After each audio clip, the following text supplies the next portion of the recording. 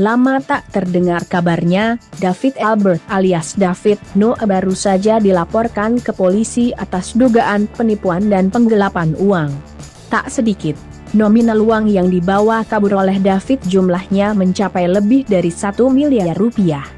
Laporan tersebut terdaftar dengan nomor LPB_V/2021-2021-SPKT Polda Metro Jaya pada Kamis, 5 Agustus 2021.